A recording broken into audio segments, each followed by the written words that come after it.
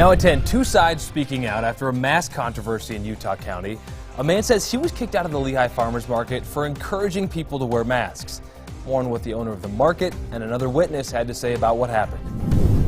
And new images of a Tooele teenager missing since Tuesday. These images just coming into our newsroom. The people she's seen with and the vehicle that she left in on the day of her disappearance. Live from Utah's first TV station, ABC4 News at 10 starts now. And good evening. It is great to have you with us on this Saturday night at 10. I'm Nick McGurk. We begin with a controversy in Utah County over the wearing of masks. A man says he was kicked out of the Lehigh Farmers Market for encouraging people to wear those masks. ABC4's Nicole Newman joining us now for the whole story. This has turned into he said, she said. One side says it was kicked out for requiring customers to wear masks, while the other side says this isn't true. A family came up, they said they wanted to play the spin wheel game. I said, no problem, you just got to wear a mask to play. RJ Walker explained what he says was the catalyst for having to shut down his booth at the Lehigh Farmers Market today. The proprietor saw me do that and decided that she didn't like that I was handing out free masks. Walker says he was called names when he explained he was following state health guidelines. Amanda Miner says she witnessed the entire back and forth and shares a different account. Anybody that's not wearing a mask, he's yelling at. And anybody that comes to his booth, he's not even handing them the things, he's throwing it at them. Miner also says he threw prizes at children as young as 3 years old. Walker denies these claims. The market's owner, Dorothy Durant, tells ABC4 when it comes to wearing a mask, she leaves that decision to the customers since the market's outside. She shares what she told Walker over the phone after he packed up and left. That I'm going to refund your money, and this isn't the market for him because he doesn't feel comfortable with people not wearing masks. Utah County's mandatory mask order did expire 4 days ago. However, under new guidelines, it is still required by the state. Nicole Newman, ABC4 News. Thank you, Nicole. All of this having to do with the coronavirus. So we're going to talk about the numbers now in Utah.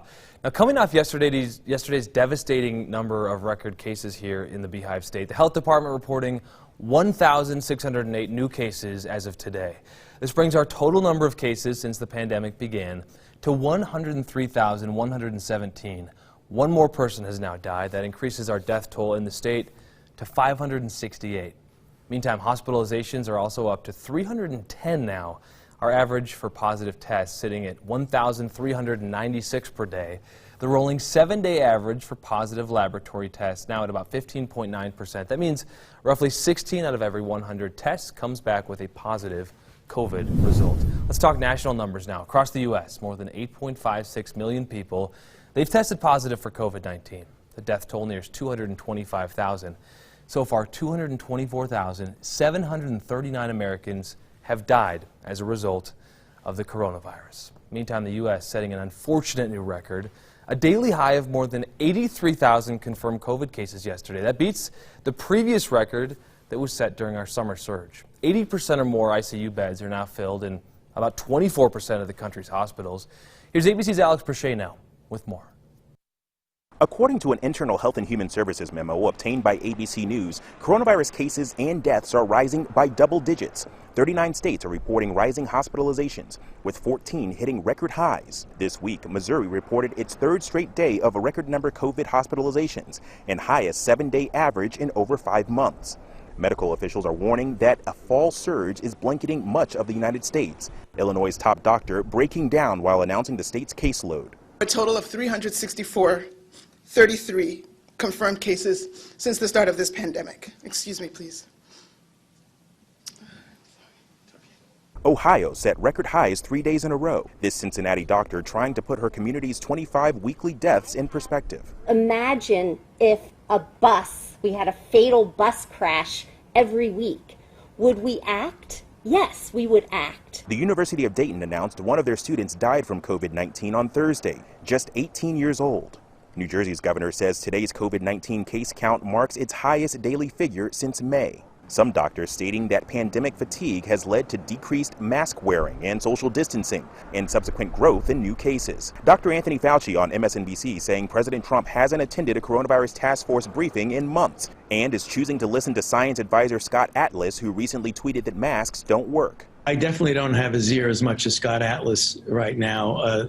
That has been a changing situation. And in the race for a vaccine, AstraZeneca and Johnson & Johnson both announced their late-stage trials have resumed in the U.S. Alex Perche, ABC News, Washington. Well, let's talk about blood donation now. The American Red Cross wants to remind you, blood donation is always important, but it is especially critical this year. The pandemic creating new challenges, especially as we head into flu season. So if you'd like to donate, you can head to redcross.org. You can call the number there on the bottom of your screen as well if you'd like to help out.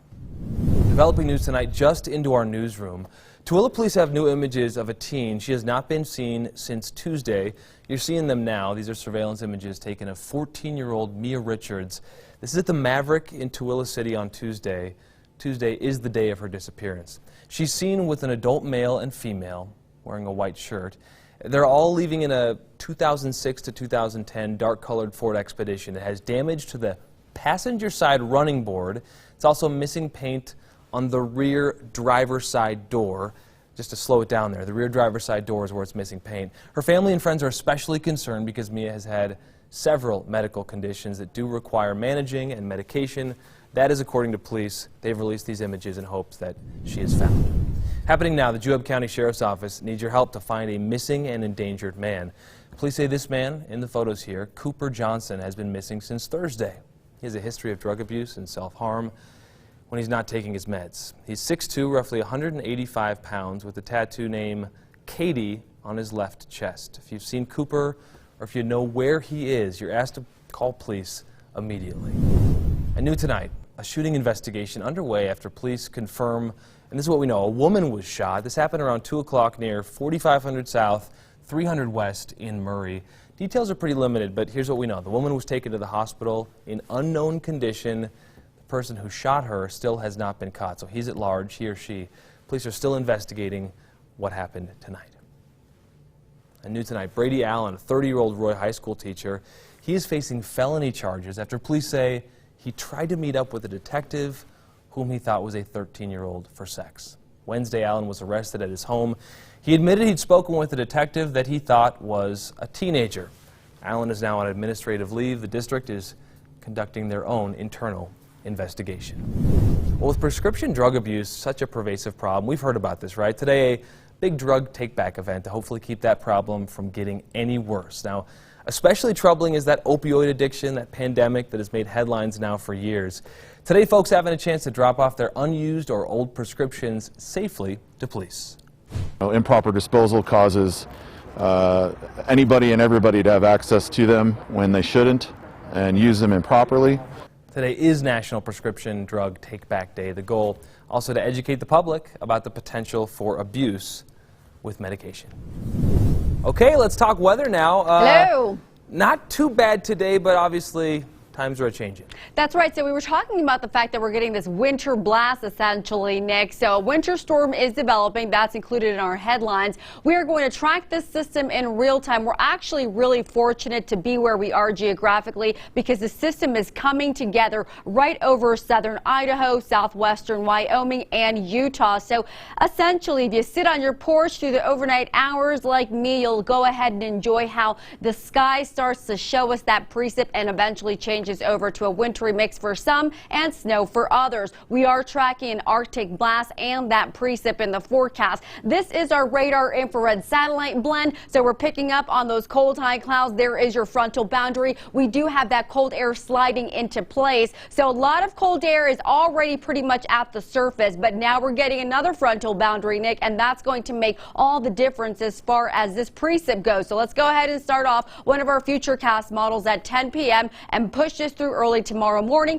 at 5 a.m. It looks like we're already seeing some snow showers there, so we're going to time it out for you hour by hour as it makes its way all the way through Washington County. Details coming up in just a bit. Back to you, Nick. Okay, Erica, I know there's been talk of snow tomorrow. We look forward to hearing more from you later in this newscast. Of course, we just have 10 days to Election Day. The presidential candidates, they're campaigning across the country in the battleground states. At least 56 million people, they've already voted. That includes President Trump, casting his vote Saturday morning in West Palm Beach, Florida. Here's Romina Puga with more. Early voting has begun in all 50 states plus D.C., and Saturday morning, President Trump joining those 56 million early voters by casting his vote in West Palm Beach. I voted for a guy named Trump. Then holding 3 rallies across North Carolina, Ohio, and Wisconsin. We have the greatest testing in the world. The bad news is the fake news uses it as a means. They talk about that. Mortality down, mortality rate down 85%, because what we've done is incredible. What our doctors have done is incredible. Meantime, Joe Biden campaigning in Pennsylvania, calling out Donald Trump. Frankly, I've dealt with guys like Trump my whole life, so have you. Guys who look down on you because they have a lot of money. Guys who avoid paying their own taxes they owe because they figure, as he said last time out, it's because he's smart. Well, I'm sick and tired of smart guys. Vice President Mike Pence in Florida Saturday. I really believe it's between a Trump recovery and a Biden depression. Former President Barack Obama also in Florida supporting Biden. You delivered twice for me, Florida, and now I'm asking you to deliver for Joe and deliver for Kamala. The early voting data continues to hit record numbers across the nation, with 6 states already surpassing 1 million votes cast in person. Long lines in New York State and Georgia as in-person early voting opened. Biden's running mate Kamala Harris urging voters to cast their ballots. The reason to vote also is this.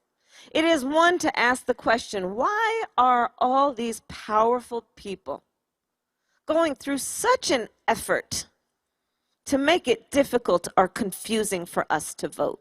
With just 10 days to Election Day, the candidates will continue crisscrossing America, hitting those battleground states. Romina Puga, ABC News, Los Angeles. Well, tonight, new data from the U.S. Census Bureau shows that 99.9% of housing units and addresses have been accounted for here in Utah. Officials clarify self-response rate is not the same as how many housing units are accounted for in a given area. Now, census results inform how hundreds of billions of dollars are going to be allocated over the next 10 years for critical public services and infrastructure. We're talking emergency response, fire departments, schools, hospitals, roads, bridges. All of this is a very big deal. It also determines the number of seats that each state's going to hold in the U.S. House of Representatives. Coming up, fire restrictions are extended, why officials say the restrictions are certainly necessary. Plus, Nick, we are tracking an Arctic blast and some snow headed into our forecast region. I'll time it out for you hour by hour on the other side of the break. We'll see you then.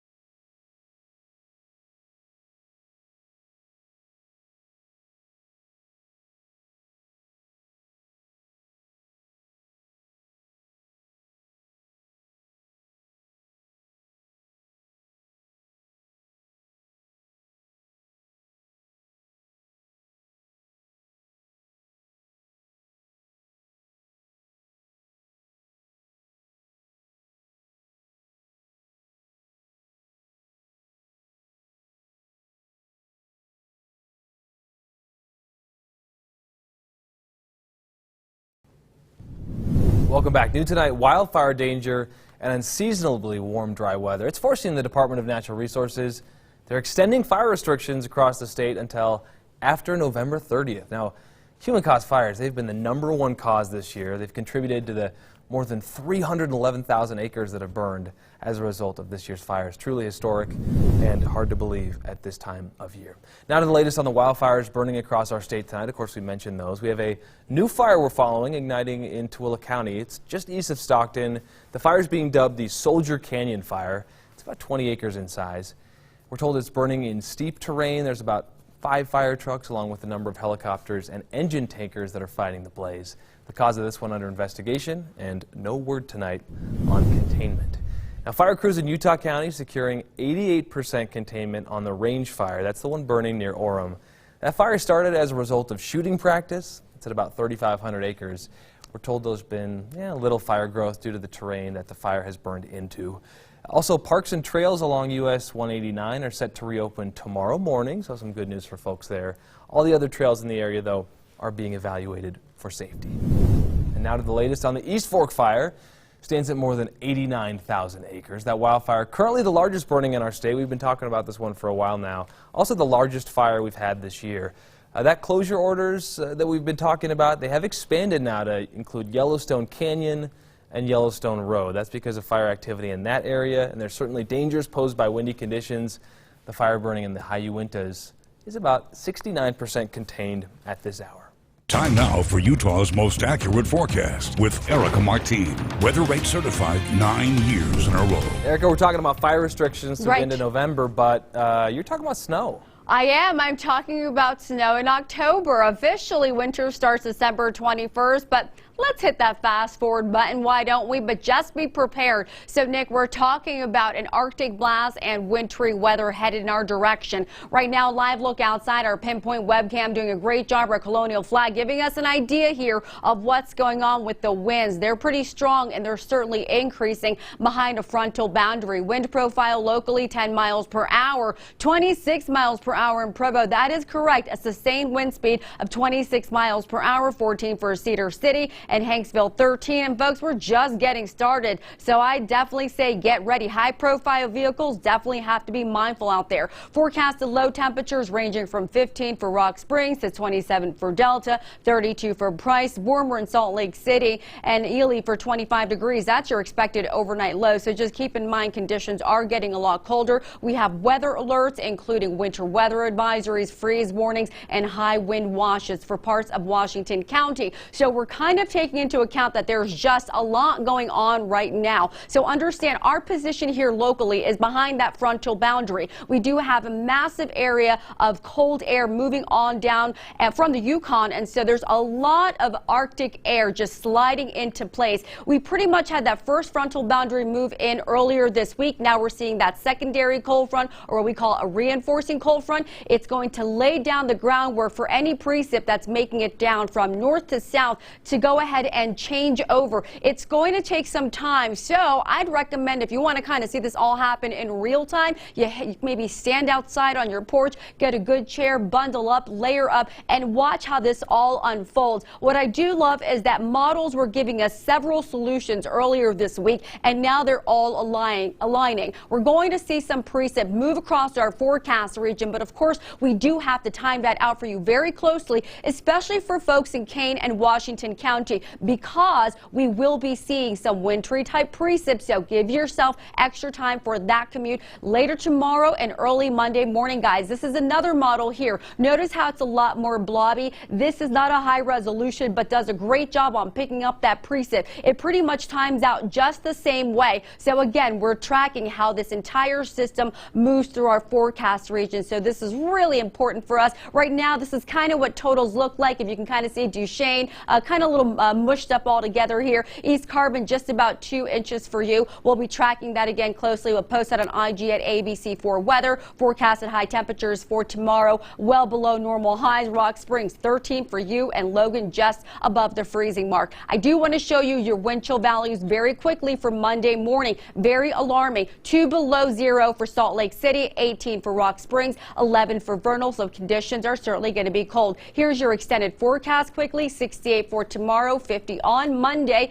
and we do have a couple cold nights ahead for the Wasatch Front. We have 40 for Sunday, 40 for Monday, overnight lows in the 20s. So, Nick, it's going to get cold, and we're tracking that wintry mix across our forecast region. So tomorrow morning, will people wake up with snow, a dusting at all? Yes, a dusting, and here it is. We're also going to be waking up with a little bit of a wintry mix. That's hard to drive in. My bigger concern, though, is going to be Sunday night into Monday, guys, especially when many of us are going into work early morning. You saw those feels-like temperatures below zero. Yeah, the wind chill at -2 is no joke. Well, hopefully folks out at, Lavelle Edwards Stadium West aren't that cold tonight. Right, they get to watch football in person. How cool is that? 12th-ranked BYU Cougars trying to improve to 6-0. We'll update that game for you. And Utah State Aggies open their season on the road in Boise. That and more when we come back with sports.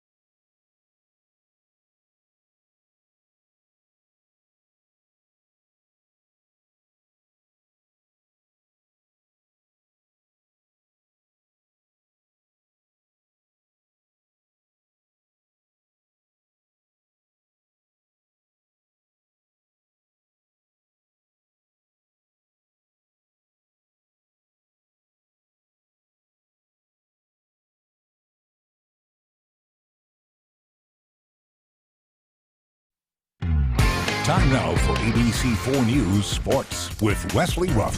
The BYU Cougars put their unbeaten record and their number 12 ranking on the line tonight as they were hosting Texas State. And for the first time this year, fans got to see the game in person. 6,000 fans allowed into Lavelle Edwards Stadium for the catfight between the Cougars and the Bobcats. See what I did there?